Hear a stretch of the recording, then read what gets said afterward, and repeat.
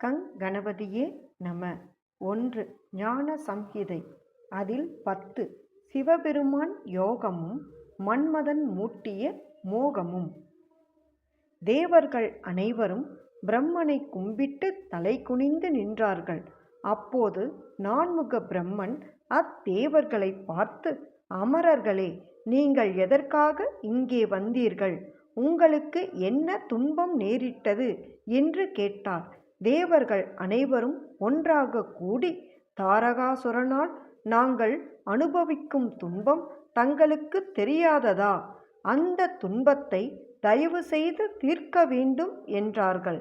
பிரம்மதேவன் அவர்களை நோக்கி, வானவர்களே, நச்சு மரமாக இருந்தாலும் அதை வளர்த்து காப்பாற்றியவனே வெட்டுவது உசிதமல்ல என்பதைப் போலவே, என்னால் வரம் பெற்று விருத்தியடைய பெற்றவன் என்னாலேயே வதம் செய்யப்படுவது சரியல்ல.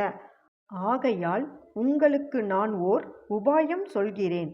சிவபெருமானின் வீரியத்திற்கு உற்பத்தியாகும் குமாரன்தான் அவ்வசுரனை கொல்ல முடியும்.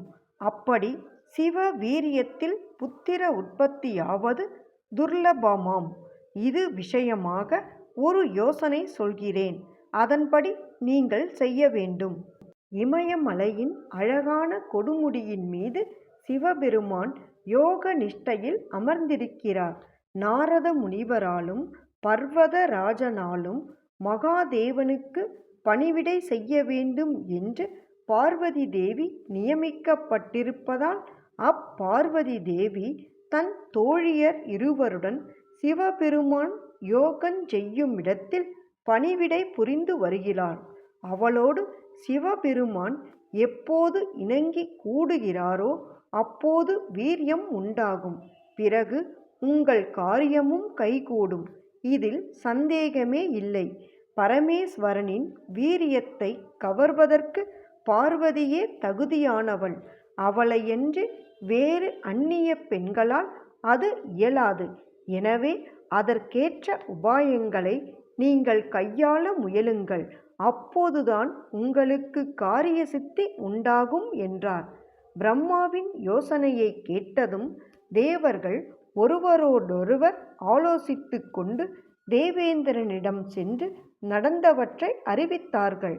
அமராதிபதியே, என்ன செய்தால் சிவபெருமானுக்கு பார்வதியிடம் இச்சை ஏற்படுமோ அதை செய்து பிரம்மனது யோசனையை நிறைவேற்றுவது உமது பொறுப்பு என்று சொல்லிவிட்டு தேவர்கள் தம் இருக்கைகளை அடைந்தார்கள். தேவர்கள் சென்றதும் தேவேந்திரன் மன்மதனை நினைத்தான். உடனே மன்மதன் தன் தேவியான ரதியோடு இந்திரன் முன்னால் வந்து நின்று வணங்கி, தேவராஜரே, நீங்கள் ஏன் என்னை நினைத்தீர்கள்? அதை சொல்லுங்கள். அந்த வேலையை செய்வதற்கே நான் வந்திருக்கிறேன் என்று சொல்லிவிட்டு மௌனமாக இருந்தான்.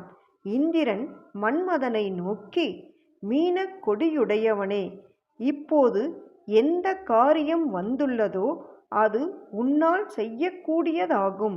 எவ்வெவை என் காரியங்களோ அவையெல்லாம் உன் காரியங்களே தவிர வேறல்ல.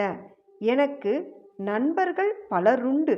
ஆயினும் காமதேவனான உனக்கு இணையான நண்பன் எப்போதுமே எனக்கு இருந்ததில்லை. போர்க்களத்தில் எனக்கு பயன்படுவதற்காக பிரம்மதேவனால் என் வஜ்ராயுதம் சிருஷ்டி செய்யப்பட்டது. மாறனான உன்னை மற்றொரு அஸ்திரமாக பிரம்மனே நியமித்தார். இந்த 2 அஸ்திரங்களில் வஜ்ராயுதம் ஹிம்சிக்கும் இயல்புடையது. ஆனால் காமதேவனான நீயோ இன்பம் விளைவிக்கும் இயல்புடையவன். மன்மதனே, இவ்2 அஸ்திரங்களில் நீயே சிறந்தவன். நீயே ஆற்றல் மிகுந்தவன். ஏனென்றால் என் வஜ்ராயுதம் பயனின்றி போனாலும் போகும். ஆனால் பஞ்சபாண மன்மதனான நீயோ ஒரு சமயத்திலும் பயனளிக்காமல் இருக்க மாட்டாய். இப்போது நேர்ந்துள்ள நோக்கத்தை சாதிக்க நீயே தகுந்தவன். உன்னைத் தவிர மற்றவர்களால் அதை செய்யவே முடியாது.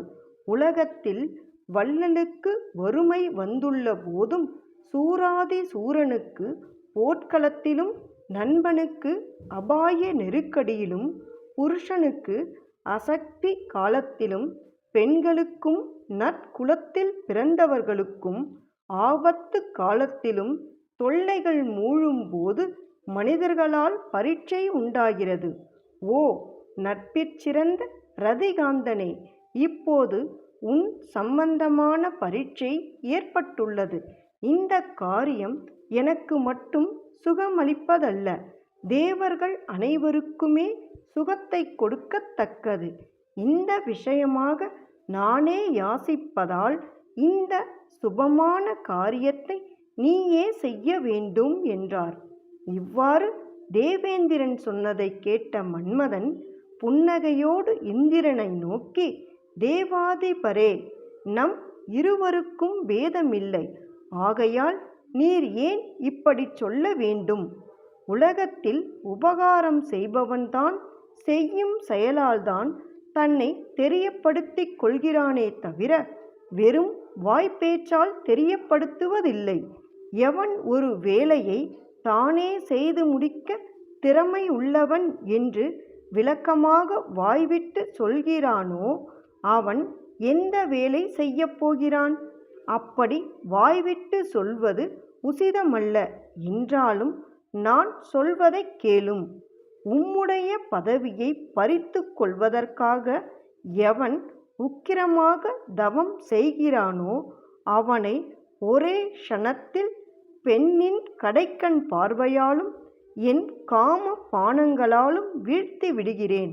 அவன் தேவனாயினும் இராட்சசனாயினும் மகா முனிவனாயினும் அவனை க்ஷண நேரத்தில் காம இச்சைக்கு ஆளாக்கி வீழ்த்தி விடுகிறேன்.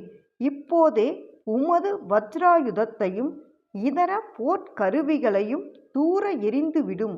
உமக்கு மிகவும் நண்பனும் மன்மதனுமான நான் வந்திருக்கும் போது அக்கருவிகள் என்ன வெற்றியை தரப்போகின்றன? யோகமூர்த்தியான சிவபெருமானை கூட என் காமபானங்களுக்கு இலக்காக்கி விடுவேன் என்றால் மற்றவர் விஷயத்தில் என் வெற்றியை பற்றி கேட்கவும் வேண்டுமா என்று பெருமையோடு சொன்னான். உடனே இந்திரன் உற்சாகமடைந்து, மன்மதா, நான் எந்த காரியத்திற்காக உன்னை நினைத்தேனோ அந்த காரியத்தையே நீயும் சொல்லிவிட்டாய். உன்னை எதற்காக நினைத்தேன் என்பதை சொல்கிறேன் கேள்.